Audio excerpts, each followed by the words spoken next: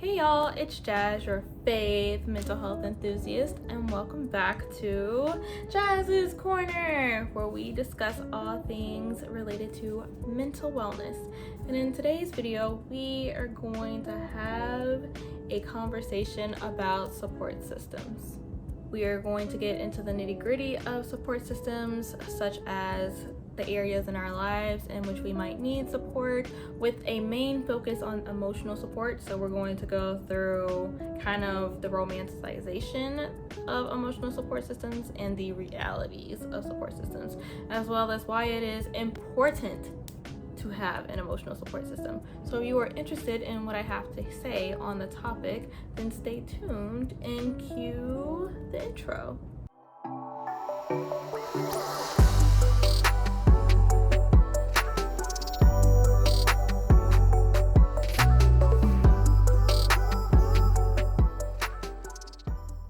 I will start by saying that life can be really tough sometimes, and we shouldn't have to bear the weight of life on our own.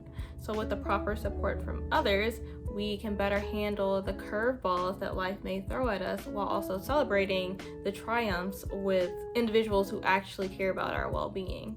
So with that being said, I have identified 4 areas in our life in which we might need support at some point.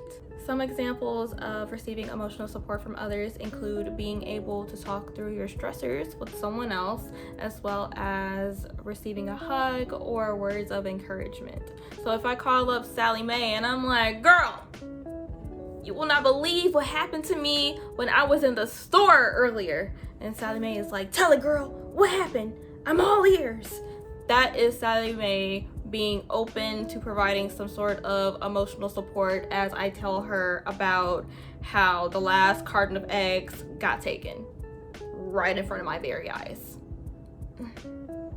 The second type of support that I have identified is academic/professional support, and this is support that is focused on either our academic or career advancement, and it's often provided by advisors, teachers, or even mentors. Some examples of this type of support is seeking assistance with academic coursework. So let's say you just really don't understand why 2 + 2 = 4. Then you scurry on over to the math center at your university and you're like, hey, explain to me why 2 + 2 = 4, and then they bust out like a whole proof explaining why 2 + 2 = 4. That is a form of academic support. Or if you have some sort of professional mentor that is related to your professional field that you can turn to for learning how to best excel in your field, that is a form of professional support. The third type of support is practical or physical support, and this involves assistance with either the completion of tasks or the fulfillment of one's needs. And this type of support can come from a variety of sources. It really just depends on the type of task that is being completed or the needs that are needing to be fulfilled. Some examples of this type of support is receiving government assistance, or receiving assistance with transportation, or even receiving assistance with implementing a healthcare regimen. The last type of support that I will be mentioning is informational support, and this just has to do with you receiving information about something, and it can come from a variety of sources depending on what you need information about. Some examples of informational support is receiving information about therapists or support groups in your area, or receiving information about the positive benefits of implementing a lifestyle change, or even receiving information about some of the services at local nonprofit organizations. So as a side note, I just want to say that all of these forms of support have their own lane and have their own rules of engagement. So I'm going to use the example that I gave earlier. Let's say you are really struggling in your math class and you cannot, for the life of you, figure out why 2 + 2 = 4. And so you mosey on down to the tutoring center and you're like, hey, teach me why 2 + 2 = 4. That is a form of academic support. But let's also say that you were having a really bad day that day, it would be inappropriate for you to unload everything that you're going through onto the nice tutor who is just trying to teach you why 2 + 2 = 4. In that case, I better catch you at the counseling center getting some emotional support. Speaking of emotional support, since this is a mental wellness channel, I would like to focus most on emotional support and building an emotional support system. Because while the other forms of support are more contextual in nature, meaning that they vary in when they are necessary, there will always be times where we need emotional support from others. So I would like to start this discussion off by talking about the romanticization of emotional support systems. And for that, I have to say that a lot of the time, our emotional support systems are comprised of individuals that we have a lot of trust and rapport with, because let's face it, we can't just be out here telling our secrets to just anyone. Like, no, those are highly classified. But on the other hand, I will also make a note that sometimes mental health professionals can be a part of our emotional support system. But even then, there is a level of trust that goes into building that relationship. So that brings me to my next point, which is that since we are essentially seeking support from trusted individuals, it can be very easy to believe that when we receive emotional support from these individuals, it will be nothing but joy and hugs and words of affirmations. I call that the romanticization of emotional support systems, because while all of those things are very important and do have a place in emotional support, there will be times when your emotional support system is hitting you with some hard truth and you are having very difficult conversations in which they are telling you what you need to hear versus what you want to hear. So I am here to say that there is room at the table for this form of emotional support, because if we only ever hear what we want to hear, then we are less likely to consider different perspectives and in some cases have a breakthrough moment that could lead to growth. However, balance is important, and if we feel as though our emotional support system is being too critical on a particular issue, then it can feel a bit jarring. So when you are selecting individuals to be a part of your emotional support system, it is important to take into consideration that individual's personality, because people don't stop being who they are just because we need support. If you have a friend who traditionally tells you how it is, then trust and believe that they are going to tell you how it is while you are pouring your heart out and at your most vulnerable, because it's literally just who they are. And if you have a friend who traditionally puts a positive spin on things, then trust and believe that they're going to put a positive spin on what's going on, because that's also who they are.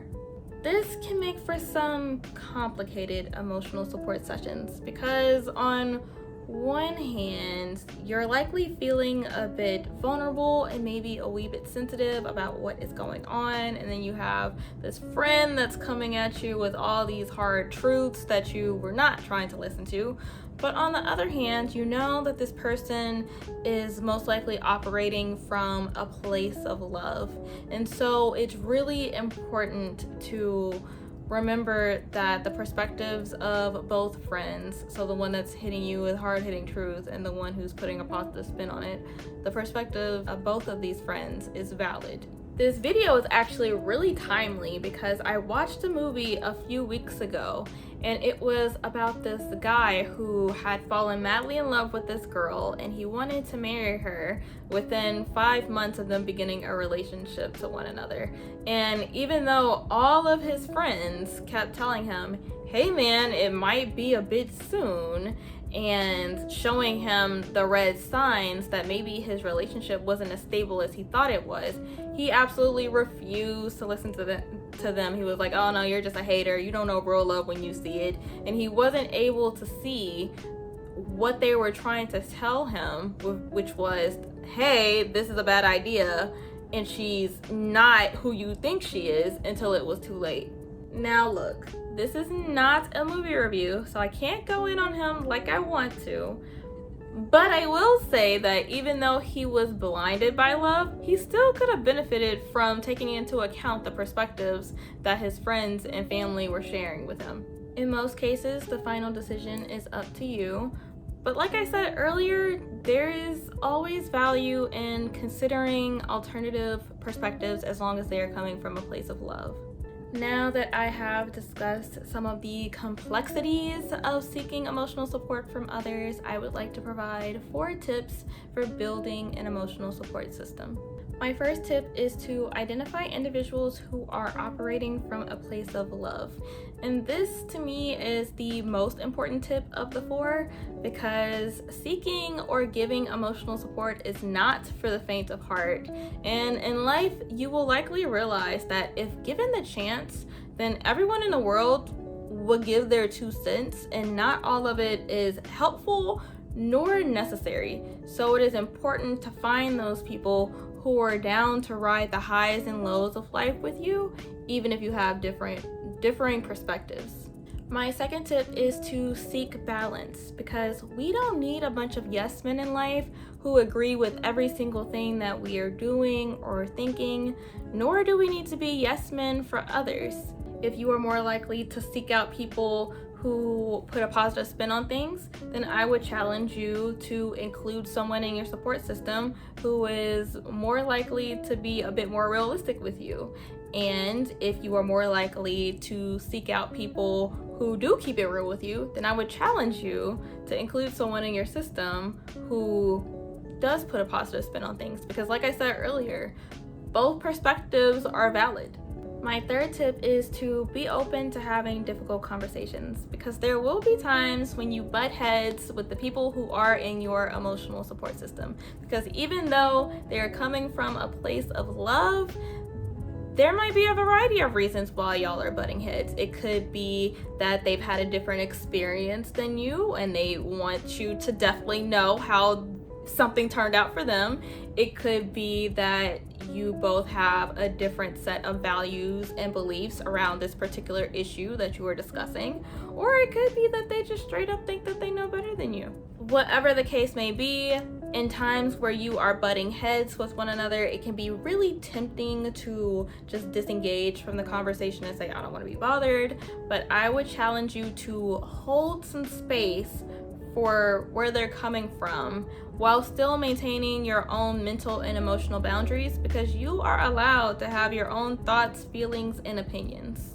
I actually had to practice this one tip a few weeks ago because I was having a conversation with one of my friends and we just kind of kept missing one another. She was very forthcoming with her opinion and her perspective, and she was not standing down, and I could really feel myself just kind of shutting down in that conversation to the point where it was like, okay, if this is how you feel, then I guess we just won't be talking about this anymore.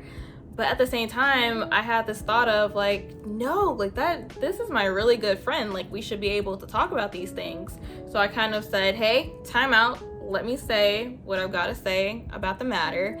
And through vocalizing where I was coming from and really working to see where she was coming from, it was an enlightening moment for both of us, because she was able to say, okay, I can understand how this will be a little upsetting to you, and I'm going to be mindful of how forceful I come off in the future. And I was able to see, okay, I see the passion that you have for me in this particular instance, and I will be keeping that in mind. Thank you.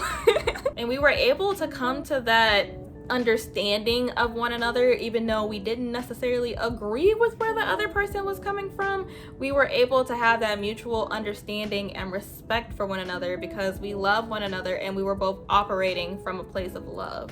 Moving on to my fourth tip, it is to celebrate the highs of life, because not every single conversation has to be a negative one. If there is something good that is happening in your life, then you should be able to call up your emotional support system and y'all should be able to celebrate those things.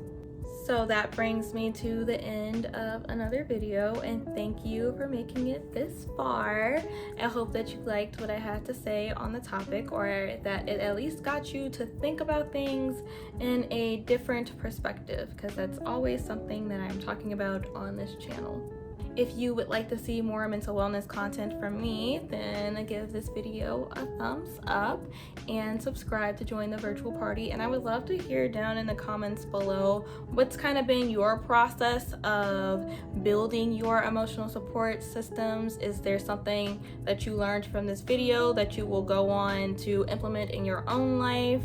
And if you would like to follow my Instagram, I will pop that on over here. But as far as that is it from me. So Jazz out. Don't forget to drink some water and give yourself a hug.